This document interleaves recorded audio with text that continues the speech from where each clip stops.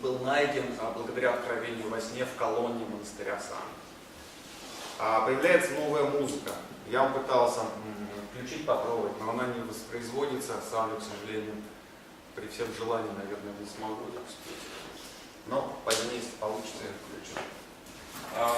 Однажды к одному монаху, который пел ритуал, связанный с символом, это божество Ямантака, пришел во сне сам Ямантака и сказал: ты что делаешь? Я вот таким голосом, тоненьким, никогда, я вообще не разговариваю. Слышишь, как я разговариваю? Я вот так разговариваю. Вот так и нужно петь. Он показал, как правильно петь. И вот эта традиция тибетского горлового пения, вы, наверное, слышали, да, вот монахи поют так, как говорит Ямантака. В прямом смысле. Вот он научил во сне, и эта традиция до сих пор продолжается. Через тексты нельзя научить традиции пения, да, можно только непосредственно. Что меня всегда поражало, исторические трактаты достаточно часто открывали. То есть мы через видение открываем исторический трактат, внедряем его в культуру и меняем представление культуры о своем прошлом. Нужно заниматься не только пропагандой, да, через телевидение, например, да, через краткий курс ВКПБ. Можно менять прошлое через сны.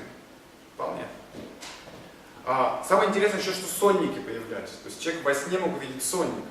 С перечень того, что во сне, что обозначает. И танцы. Обязательно, может быть, кто-то из вас видел ритуальные тибетские танцы, чам или цамакши называют. Ну вот, к сожалению, нет картинки. Много монахов синхронно танцуют в масках, да, кружатся. Вот там очень сложная хореография. Есть традиция, которая сейчас очень активно представлена в Бутане. До сих пор ее давным-давно в 16 веке открыл Тертон Пема Линпа. Король Бутана заказал ему постановку танцев к какому-то празднику. Тот был хорошим монахом, он был хорошим медитатором, да, хорошо разбирался в буддийской философии, но очень плохо разбирался в хореографии. Выбора не было, он согласился, ему выделили монахов, и он не знал, что делать, честно говоря.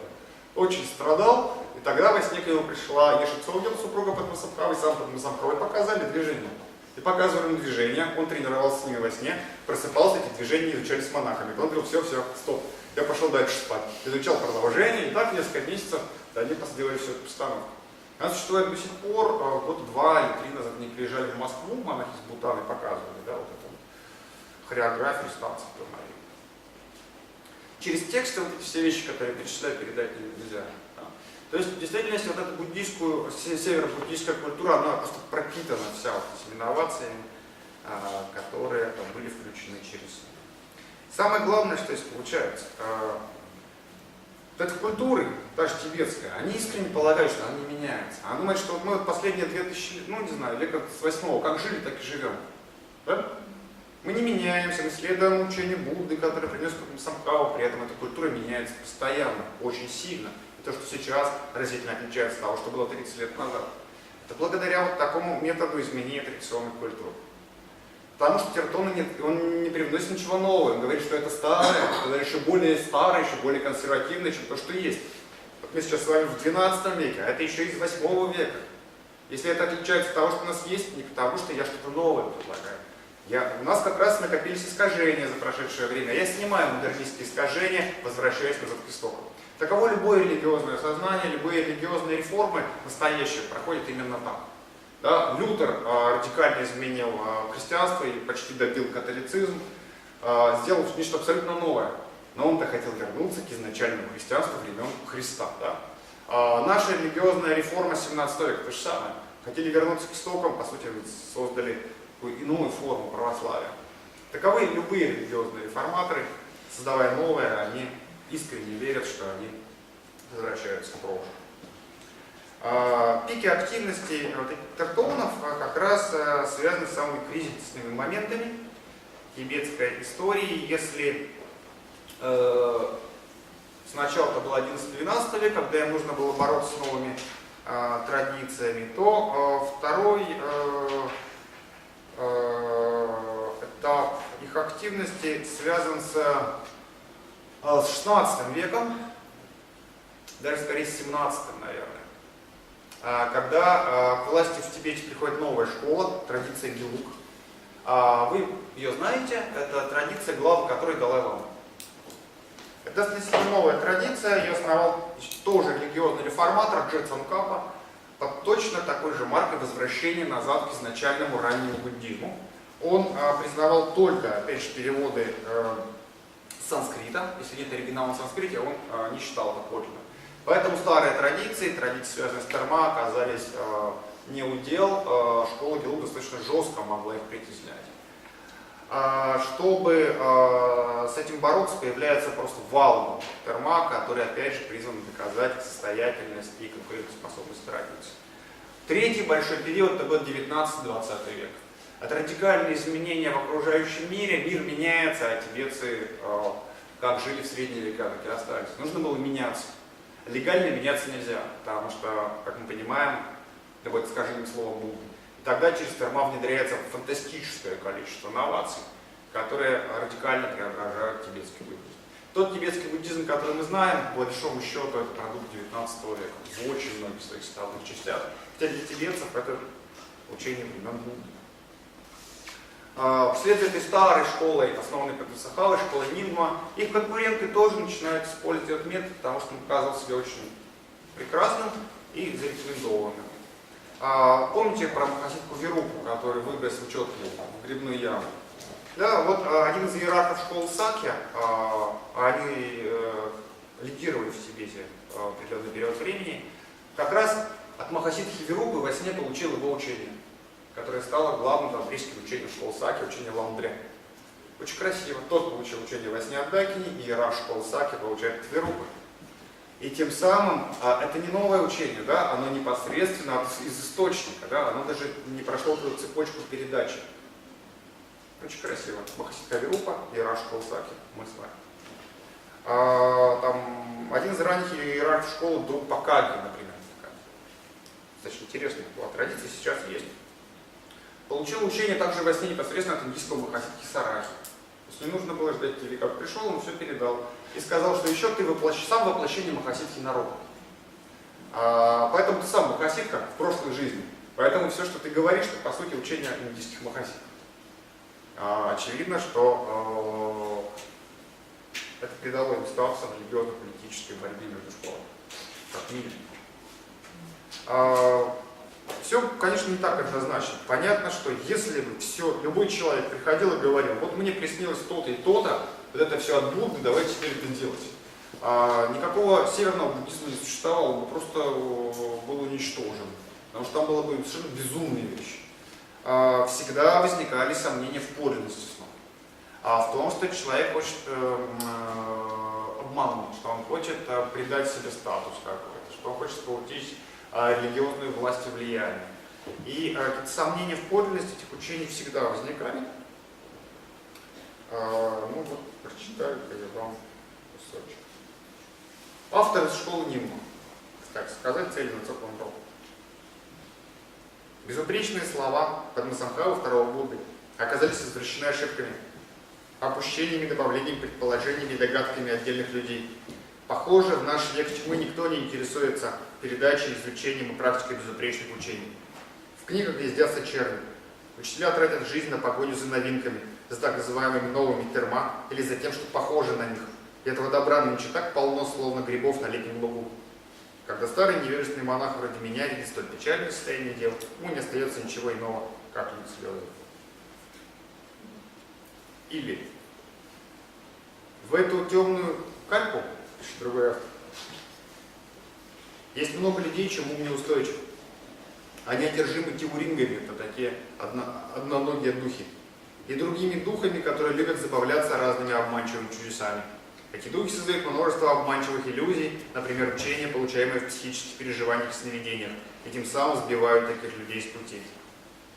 Иногда демоны появляются перед ними лично или в сновидениях, принимают облик святых, дают учения, которые записываются. Их можно ошибочно принять за учение терма.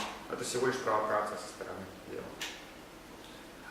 Поэтому людей, которые говорили, что мне приснилось что-то, их проверяли, причем проверяли по-тибетски, то есть очень странно. Вот пример.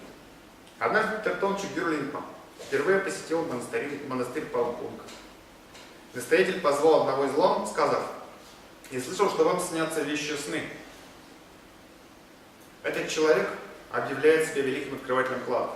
Я не верю никому, кто претендует на это звание. Поскольку наш монастырь приготовился принять его завтра как высокую персону, отметьте, что приснилось вам сегодня ночью, чтобы получить знаки, которые могли бы подтвердить подлинность притязаний этого человека. Расскажите мне обо всем, что вы видите. Ночью лама увидел благоприятные сны, подтверждающие, что Герлинг действительно терпел. Все в этом убедились. Проверка подлинности снов через сны. Вполне себе в тибетском стиле. Вот, собственно, наверное, все, что я вам хотел сказать о традиции Перма.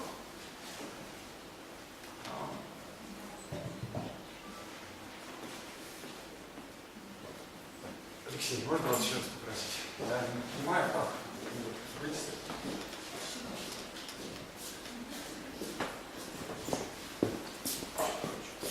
Вернуться назад к нему.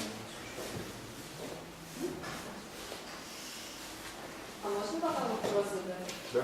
А вот как получается так, что к людям приходят другие махасидки, правильно, и передают учение непосредственно? Разве не происходит вот этого цикла перерождения? То есть как это может быть? Ну, смотрите, здесь, скорее всего, какая логика может быть. Махасидхи, ну, согласно традиции буддийской тантры, они при жизни с помощью методов как раз тантры обрели пробуждение, они стали Буддами. Будда обладает целым рядом характеристик. Например, знает прошлое, настоящее и будущее, может эманировать из себя да хоть сотни тысяч копий своих тел, отправить в разные точки Вселенной. То есть, если считать, что махасидхи достигли пробуждения, да, то они вполне могут себе это позволить. Потому что они вышли за пределы обычных модов, в которых мы живем. Я бы мог сейчас рассказать либо о снах в житиях, либо о ритуалах обретения вещих снов, либо о том и другом. О ритуалах. О том и другом. Как они вещи сон? Можно вопрос тоже пока? Вот про сравнение жизнеописания Падмасамбхавы и Цинкапы. Я читал эти и другие.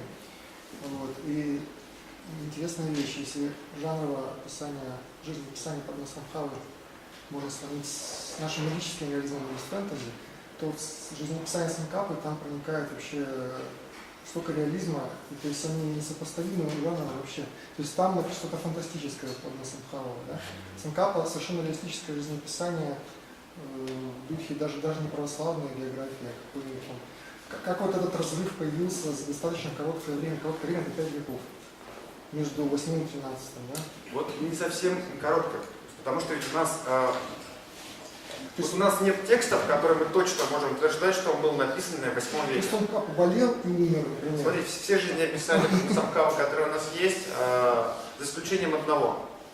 Да, 84 львов Будды, да, описание 84 сикхов. Там очень кратенько про него есть. Все это открыто как терма. То есть все нормальные Падмасамбхавы это терма. В любом случае. Да? Цинкапу типа нельзя было выкинуть. Описание Цинкапы написано его учениками. И они очень разные.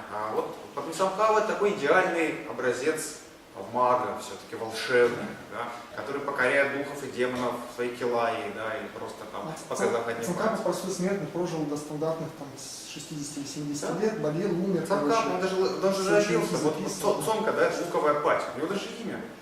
Вот мужчина из луковой был Чиполлино, да, вот, очень простое крестьянское имя, луковое, да, Падмасамбхава, рожденный из лотоса. Однажды царь и царица гуляли по берегу озера, вдруг увидели, распустился лотос, с ним сидит мальчик, там 8 сразу лет. Все без мамы, папа сразу появился. То есть можно допустить, что со временем Цинкапа тоже будет разжижаться?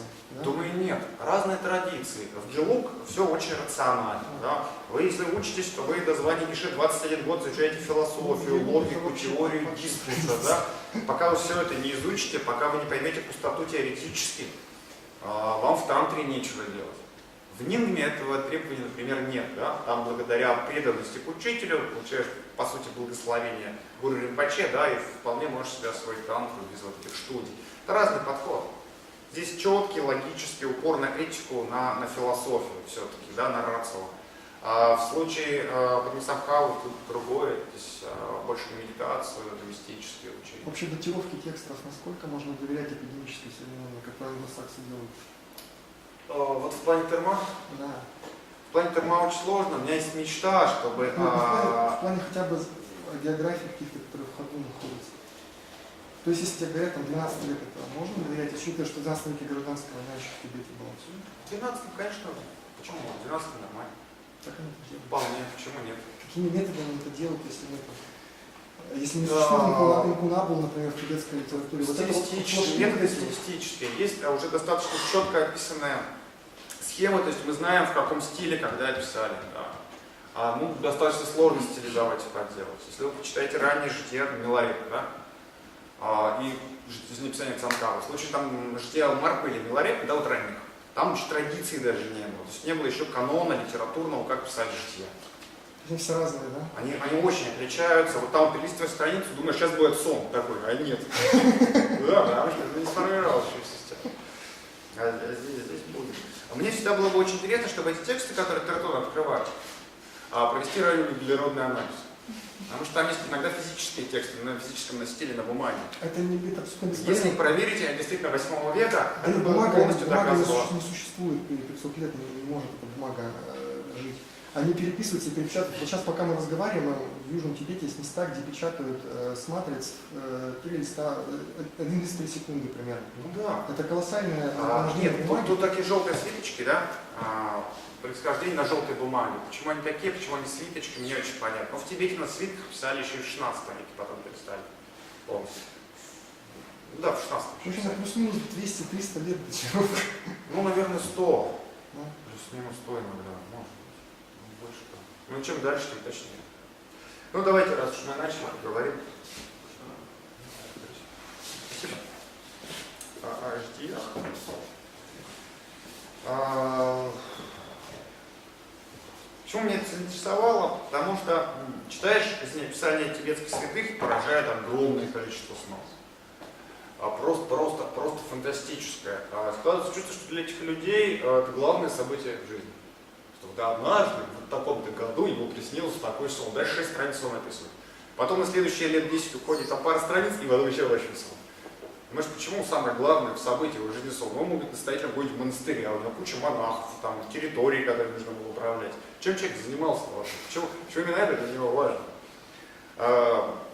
Более того, начиная где-то так с 12-13 века, был даже третий иерарх Саки, Драка Гелцен, появляется вообще отдельная традиция. Это жизнеописание только из снов.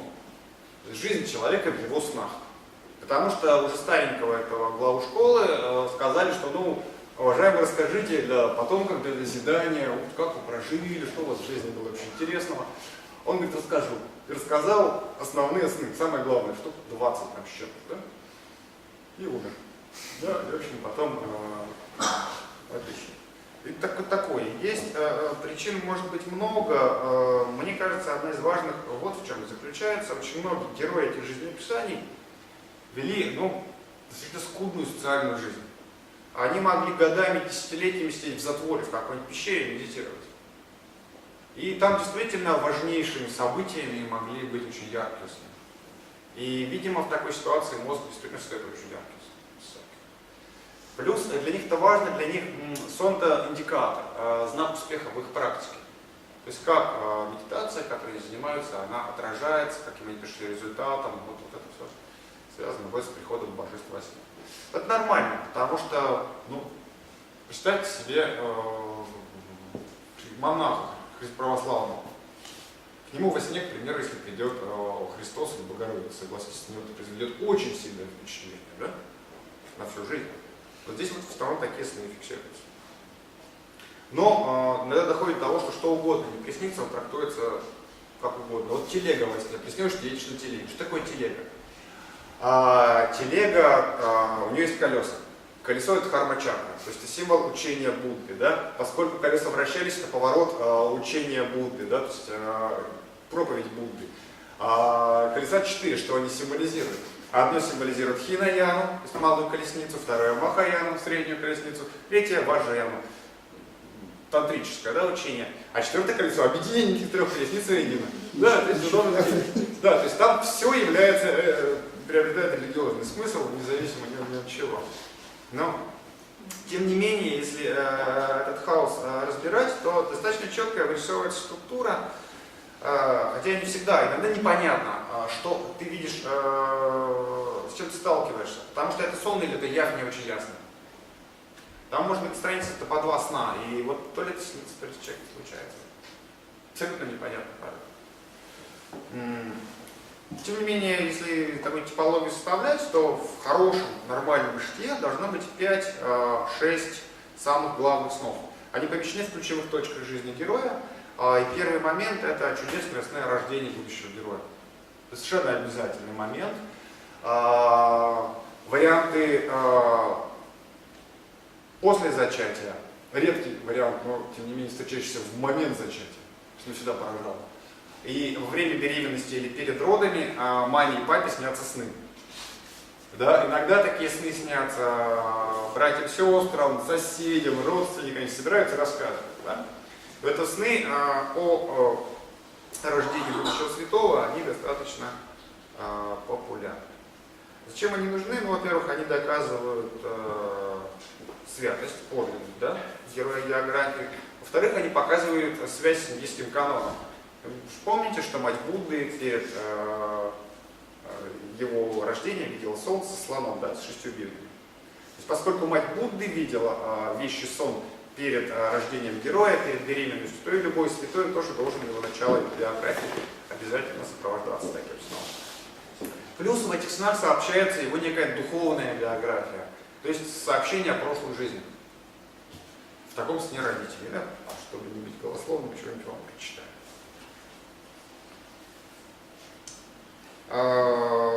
Сон родителей Далай-ламы II.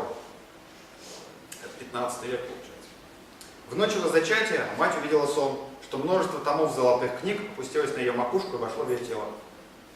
Когда мать была беременна, отец увидел, что он посетил первого Далай-ламу, то есть да, предыдущего. И тот ему сказал: «Я долго был в уединении, а ты все не приходил навестить меня. Теперь ты пришел, я этому рад. Скоро я закончу свое уединение и сам приду к тебе в гости». Когда приближалось рождение, мать увидела сон, что ей явился Бодхисаттва, Локитешвара, сказал: «Дитя в твоем чреве совершенно особенно». Или очень известная женщина Мачикладон, основательница учения Чотта. Может, вы знаете, когда человек приходит на кладбище, говорит: дудка с человеческой кости, стучит барабанчик, да? Вот перед ее рождением снились тоже сны. У ее матери уже была дочь по имени, дочь 16 лет по имени Буммы. Она сказала: «Прошлой ночью я видела белый свет, который излился в мою мать, осветив при этом весь дом. После этого девочка 8 лет с важем в руке появилась передо мной и сказала: как ты поживаешь, сестра?» Я спросила ее, откуда она, и девочка ответила: я из Индии. Когда я спросила имя, она ответила: я богиня Тара, разве ты не узнала меня? Я удивилась, попробовала взять ее на колени. Но она убежала от меня, забралась на колени к матери, и тут я проснулась. Вот я вот верю в этот сон. Такой элемент очень интересный, что девочка пыталась посадить ее на колени, она убежала, села на колени к матери. По-моему, нереально придумать. Я вот здесь вижу какой-то привкус подлинности и недоказуемый. Ну, таких снов действительно очень много. Есть современные исследования, по-моему, чрезвычайно любопытные, о том, что у женщин во время беременности количество ярких снов и способности запоминать резко увеличивается. Это действительно так, это связано с тем, что во время беременности женщины чаще просыпаются ночью и ходят в туалет. Да, и когда часто просыпаются, в активной фазе снов лучше их запоминают. Плюс женщина тревожится, и, конечно, это сказывается на снах, поэтому они очень яркие, эмоциональные. Самое интересное, что у отцов будущих увеличивается количество снов, они становятся раньше. Во-первых, и жены будет, когда встают, во-вторых, они тоже волнуются. Был эксперимент очень интересный несколько лет назад в США следующего характера. США вообще очень религиозная страна, там много разных странных протестантских и околопротестантских сект, в том числе в многих из них есть запрет делать УЗИ, чтобы узнать пол ребенка. Считается это неприлично. И вот есть специальный госпиталь, где как раз перед родами или там время проблем, осложнения во время беременности находились женщины, которые не делали УЗИ, то есть не знали пол ребенка. Ученые опросили много-много тысяч таких женщин, попросили по своим снам угадать пол ребенка. 100%. Выборка несколько тысяч.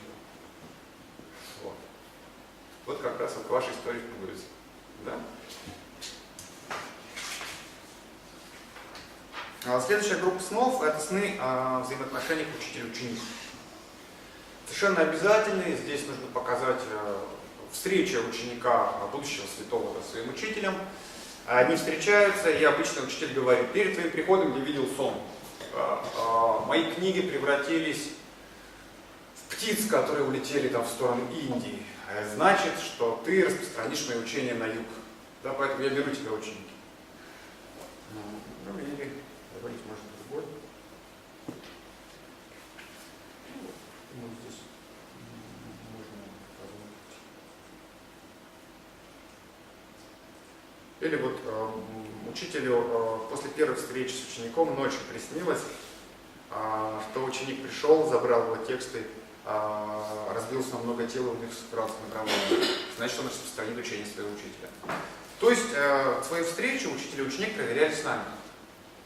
Если сны были неблагоприятны, ученика не брали. Если у ученика было неблагоприятно, он мог пойти искать другого учителя. Фактически в этом была какая-то логика. Это проверка, как встреча сказывается на подсознании, что ли. Это проверка на психологическую совместимость. То есть какие-то глубокие структуры внутри нас реагируют на то, что произошло. С другой стороны, с точки зрения тибетцев, здесь все, конечно, было проще. Это был знак кармической связи с прошлой жизнью. Если она есть, сны будет благоприятно. Если ее нет, то есть в прошлой жизни мы не встречались, значит, никаких снов не будет и нет смысла продолжать взаимодействие. Другая группа обязательных снов – это явление божеств. Это самая распространенная группа. Божества к святым приходят постоянно. Это естественно, потому что способ подтвердить духовную реализацию героя жития. Если к нему не приходит божество, ну какой он вообще святой тогда? Ну вот, например, наугад как пишет. В ту ночь ему приснилось, что он попал в страну божеств. Безмерно огромное божество появилось перед ним и в один миг проглотило его. В небе появилась Дакини и велела ему не просыпаться, а сохранять сновидение ясным. Так он и сделал.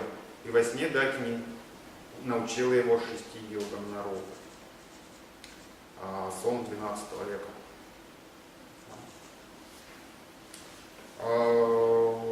Обязательно будут пророчества.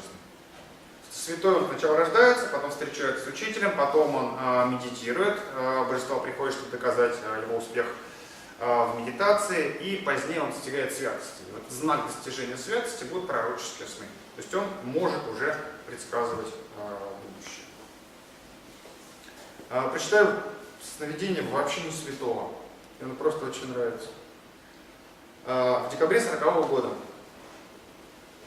фактически в тот момент глава тибетского правительства Ратен Ринпоче обратился в Кашак в парламент с просьбой об отставке.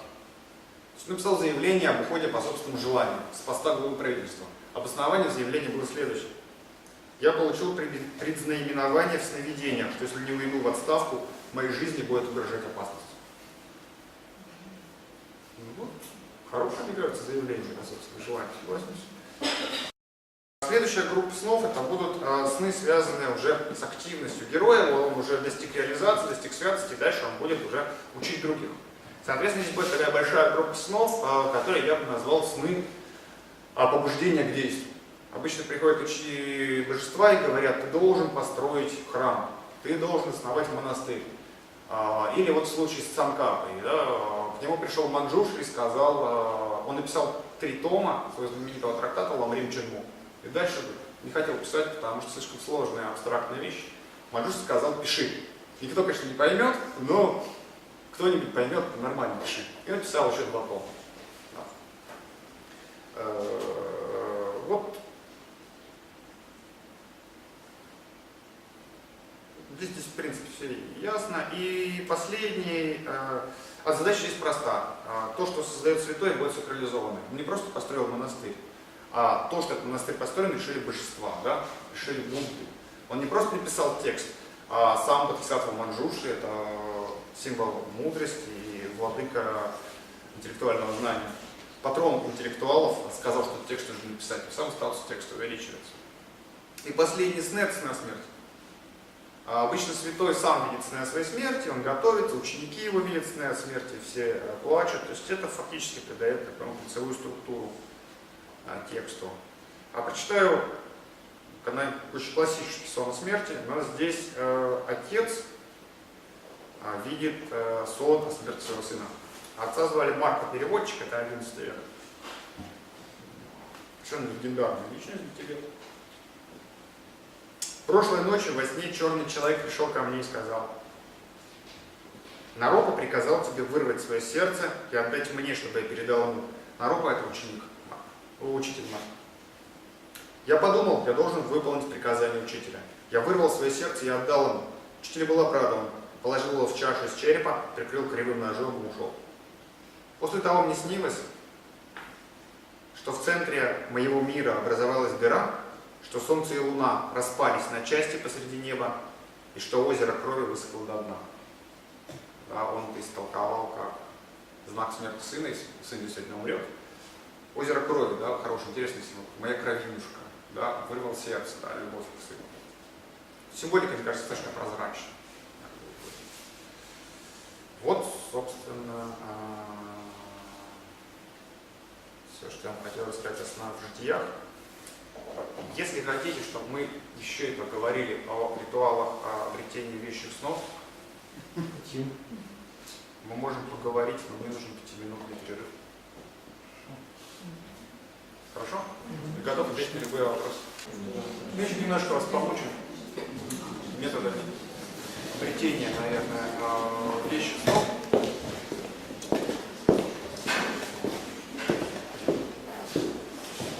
Традиция, когда адепт ищет от божеств некого пророчества о своем будущем, либо ищет ответ на вопрос, который его терзает, ответ на который нельзя получить рациональным путем, время вызывать инкубации. Да, исходя из старой доброй этнической традиции, как, наверное, знаете, в эпоху эллинизма очень было распространено.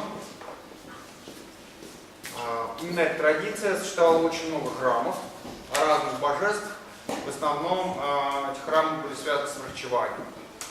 Куда человек приходил, если не мог обрести здоровье.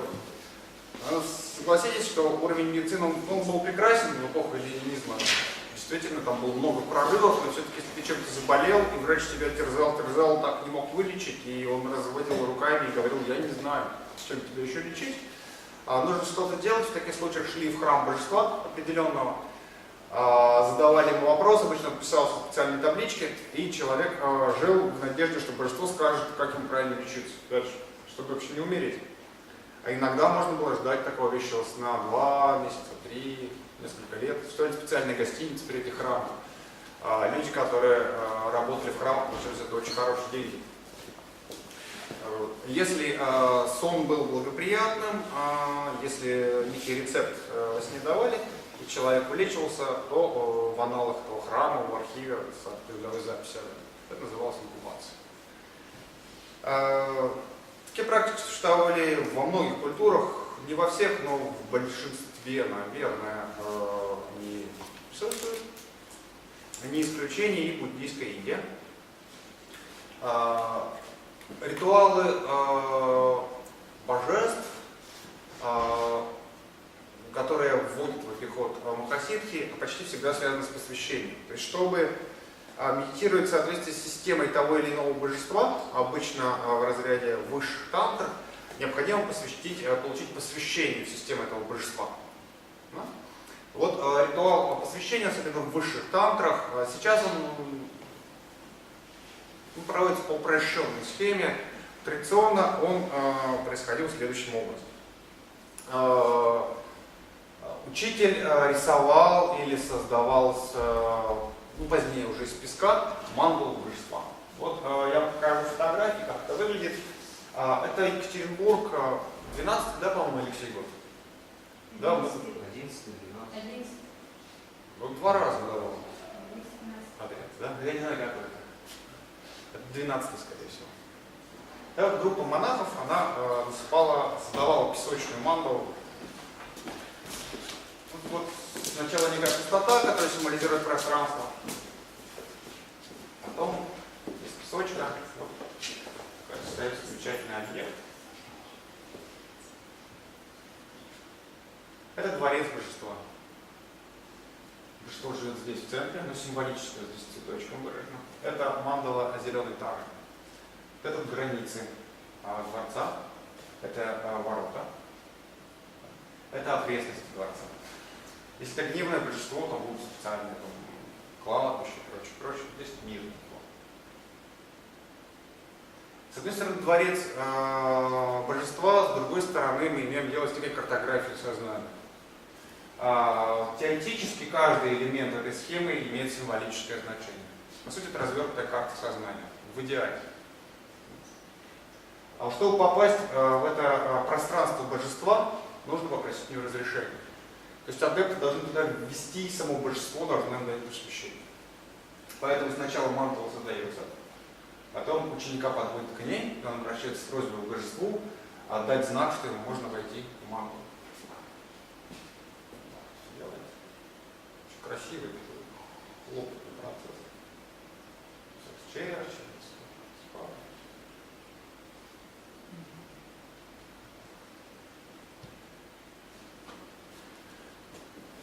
Обратившись с просьбой, он подходит с повязкой на глазах к этой мандале, ему нельзя на нее смотреть.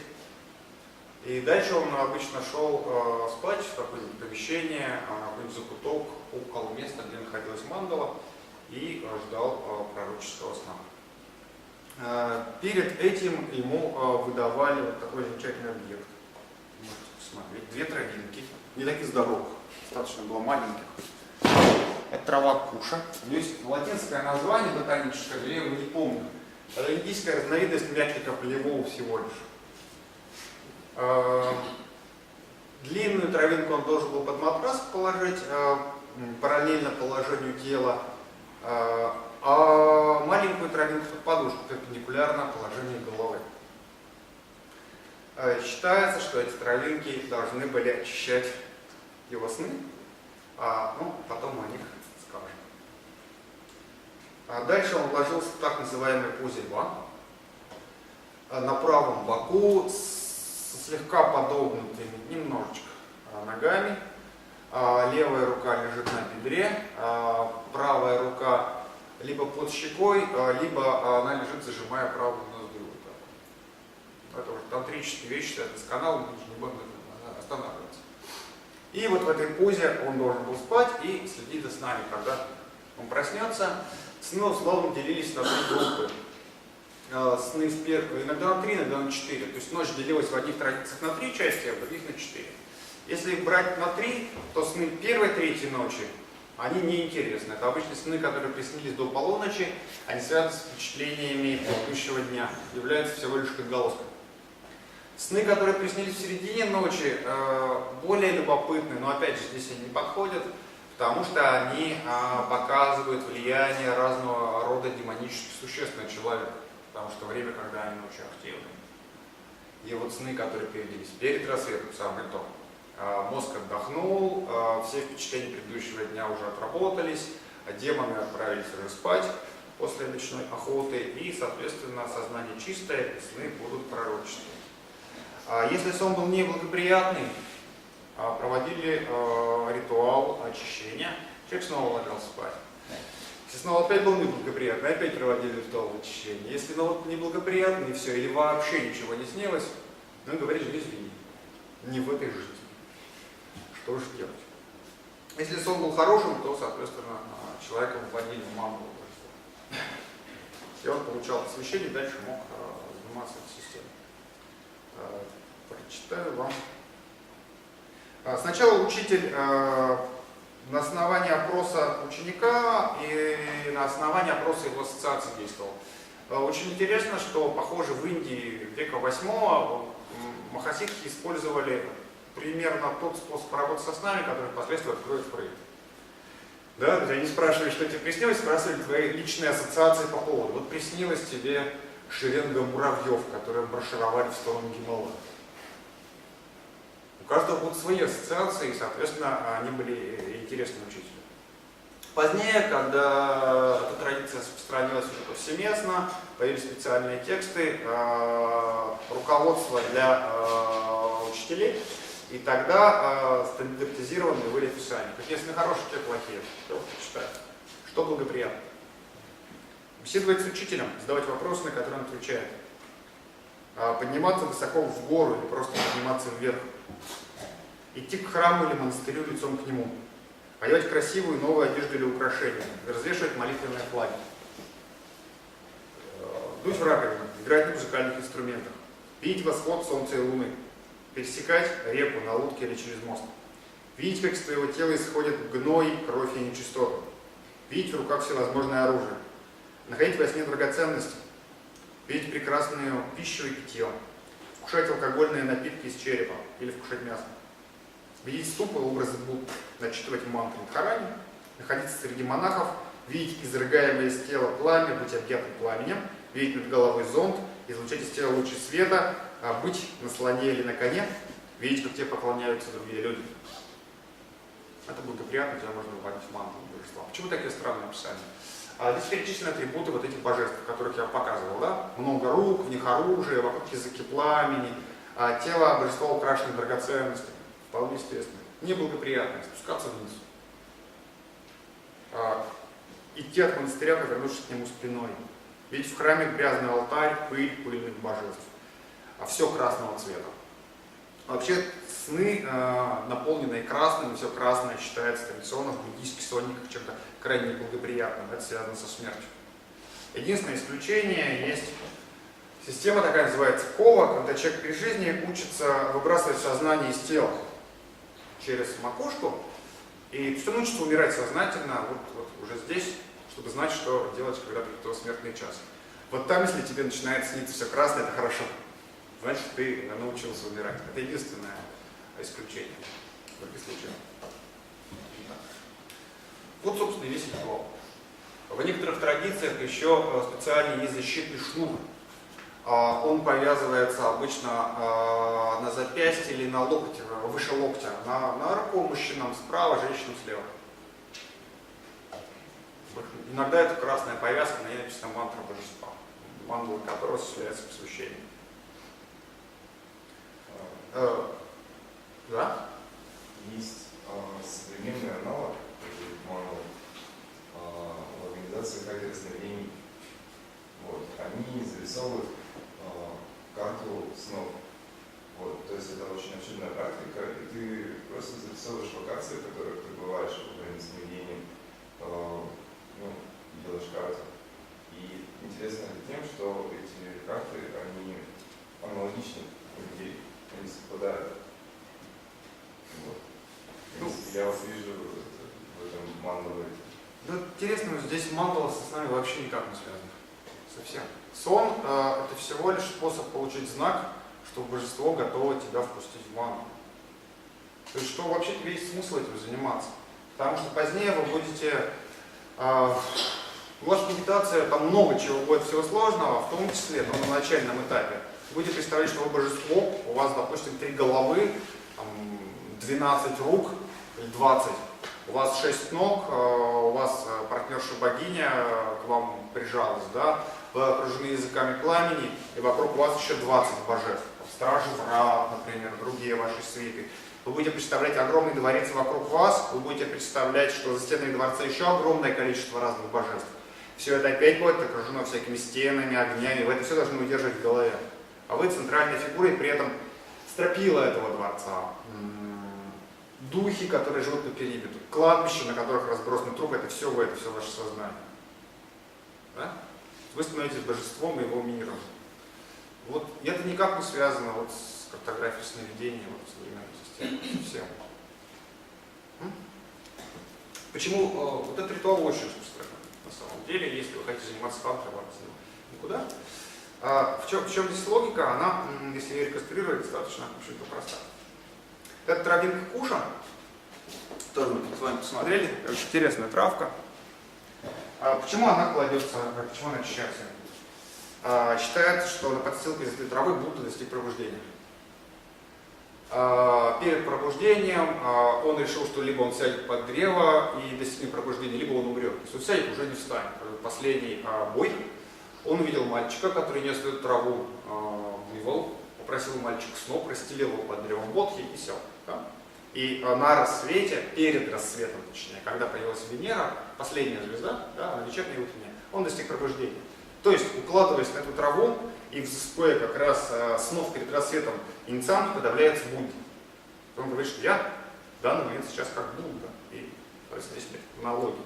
С другой стороны, Будда вряд ли увидел просто мальчик с какой-то травой, говорит, эй, малец, иди сюда, ну-ка отдай мне траву.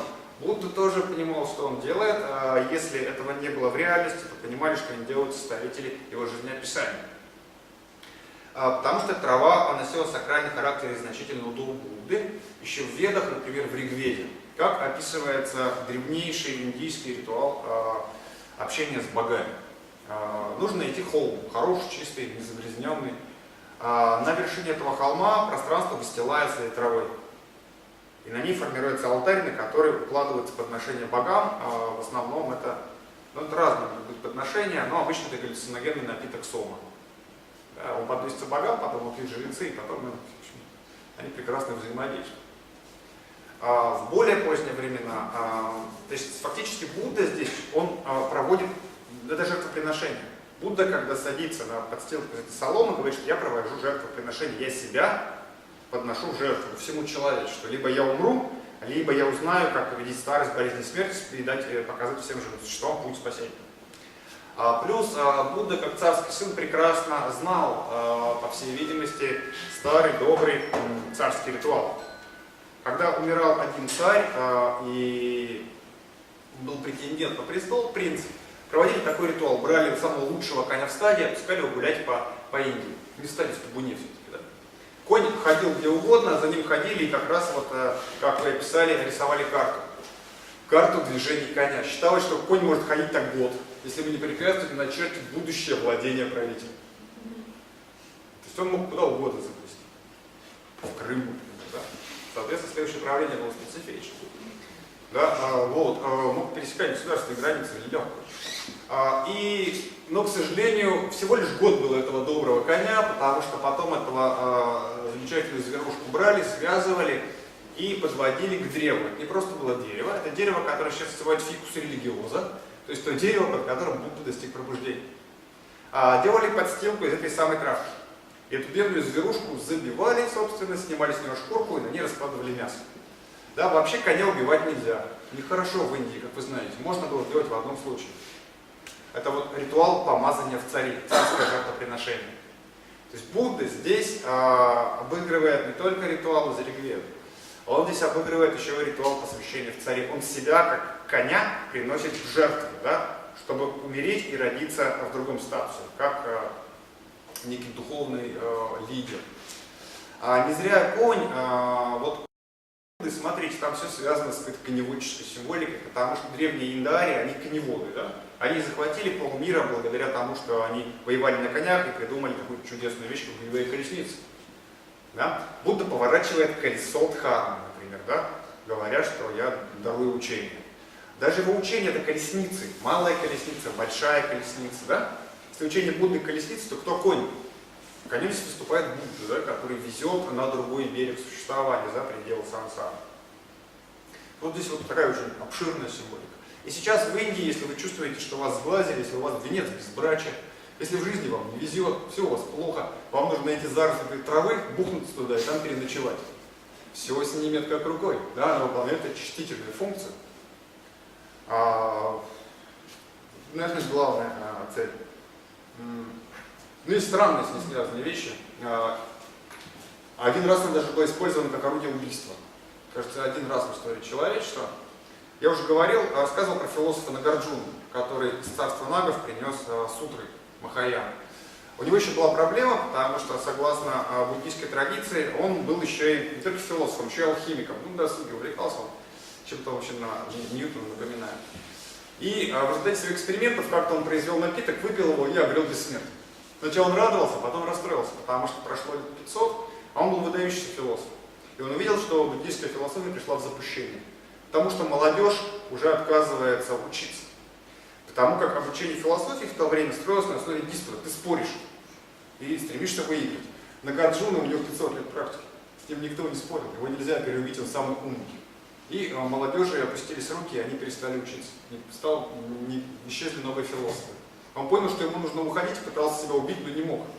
Потому что он в том времени уже достиг такой степени святости, что у него не было плохой кармы. У него не было кармы умереть, и кармы умереть от суицида.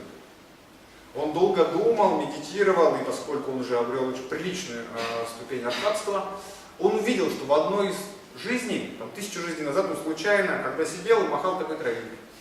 И случайно ударил и убил муравья. Он понял, что он убил кого-то благодаря этой травинке, значит, согласно закону причинно-следственной связи, он может умереть от этой травинки. Он сидел, времени у него было много, и перепилил себе горло. Перепилил. Да? Ну это скорее исключение из правил. Другая ассоциация, которую не мог не знать Будда, ну и точно знали махасидхи. В Древней Индии на подстилку из травы укладывали труп после кремации. Вот человеческое тело вообще сложно разжечь. Наверное, знаете, если были в крематории. Да, просто на костре не получается. Вот у нас юровские компании пытались сжечь. Царство семьи, у них ничего не вышло. У нас слишком много жидкости. Поэтому, когда в Индии тело кремируют, там очень много чего остается. Это вот добро с погребального костра выкладывали как раз на подстилку из этой травы. А если человек пал в битве далеко от дома, его вообще было не похоронить, и либо хоронили в земле, либо сжигали куколку, делали макет этого человека. Куколку из вот этой травки, из 360 травинок, потому что считалось, что столько костей в человеке.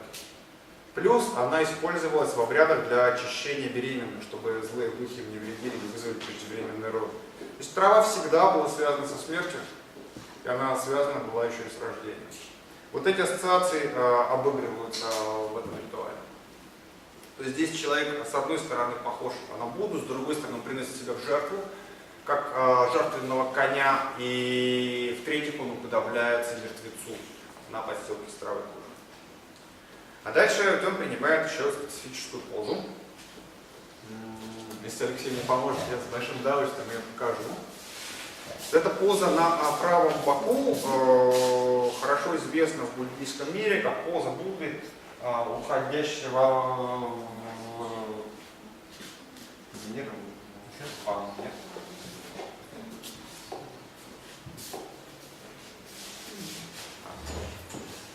По легенде, перед смертью Будда принял эту позу. Иногда он изображается так, что он лежит на локте, иногда он лежит на подушечке, и тогда голова у него покоится немножко по-другому с этого взгляда.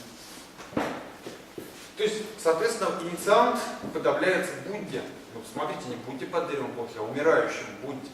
То есть весь этот ритуал построен все равно на безумно архаичных представлениях о том, что вещи сны приходят из мира мертвых.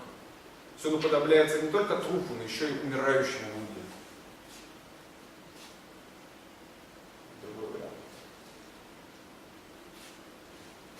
Но Будда не был новатором, когда умирал в такой позе. Поза очень хорошо знакома археологам. Древнейшие погребения, которые нам известны, они вот в такой позе. Есть много споров на этот счет, но похоже, что древнейшие неандертальские погребения именно таковы. Мужчины лежат направо вот так боку, а женщины налево. Спорно, потому что прошло очень много времени, и там, соответственно, все сдвигались, эти пласты, да? Ну и в более поздние времена это стандартная поза трупоположения. Есть, опять же, споры, но предполагаю, что у индоевропейцев, опять же, древняя поза такая, да. Это сложно установить, потому что параллельно существовало две традиции, и положение в землю, да и кремация. Если кремация, то очень сложно установить позу. То есть это поза трупа. То есть человек умирает, и через мир мертвых он получает пророчество о том, что с ним произойдет в случае вхождения в манту. Это очень странно, потому что в целом система анализа снов, традиция изучение природы снов бесконечно развито в буддизме. В традиционных сообществах нет ни одной культуры, где столь четко, столь рафинированно, столь рационально изучалась природа снов, как здесь. При этом вот такая. Ну и напоследок, наверное, приведу вам пример. Если человеку просто снились очень плохие сны, которые по-разному называли, например, там, черные и белые языки, если он чувствовал, что ему вредят демоны через сны. Но если вам снятся маленькие мальчики, обычно девочки с синей кожей, которые бегают по вашим снам и хихикают, знаете, что у вас все плохо. Вы стали жертвой провокации со стороны одного из демонических классов, да? Если в снах все блестит, например, это другой класс, да, вот по таким признакам, по разным персонажам, по цветам определяют. Это считается, что в принципе, если вам приснился сон, вы просыпаетесь, он вас тревожит. Вы ходите весь день, и вам не дает покоя, вот вас мучат, он кажется, что это очень плохой сон, плохое предзнаменование. Это значит, что этот сон окажет на вас воздействие. И его нужно нейтрализовать.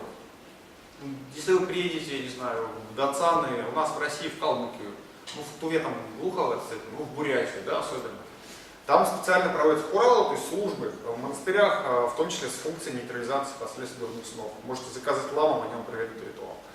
Это очень распространено. Если совсем некуда, традиционный был способ, вот у монголов он был распространен, если вам плохой сон приснился, идите на коня, скачете куда конь скачет, видите любого человека, лучше пожилого, и говорите: слушай, друг, мне приснился сон. Тот должен выслушать и сказать: очень хороший сон. Сон такой, что тебя убили, там семью твою убили, везде кровь, кишки. Он скажет: отличный сон, очень хороший, это как бы у тебя карьерный рост, вообще приплод в хозяйстве. И все. Вот человек от души пожелал, чтобы все было хорошо, и тем самым он нейтрализует плохой сон. Все это знают, и, соответственно, человек такой жуть рассказывает, и говорит: отличный сон. Прям вот я вот всю жизнь мечтал о таком. Да? Тот же способ, но не лучший. В целом, в большинстве случаев прибегают к помощи богини Тары. Алексей, если выступите ее заместителем, то будет очень хорошо. Это в целом одно из самых популярных божеств в северо-буддийском пантеоне. Их много, разновидностей этого божества. Самая популярная зеленая Тара, она нас интересует. Она главный специалист по вещим снам и по очищению снов вне контекста тантрических посвящений. Тантрические посвящения — это высший пилотаж, такая очень сложная штука. В повседневной практике, если плохой сон, вы обращаетесь к Таре. Если вам нужно принять решение, но вам предложили пойти, не знаю, работать там, в музей истории Екатеринбурга и в музей, там, Свердловский областной краеведческий музей, вы не можете выбрать. Ну, бывает такое в жизни, наверное. У вас было тоже? Допустим. А вы не знаете. И, соответственно, вы ставите такой сосуд специальный на алтарь, в нем два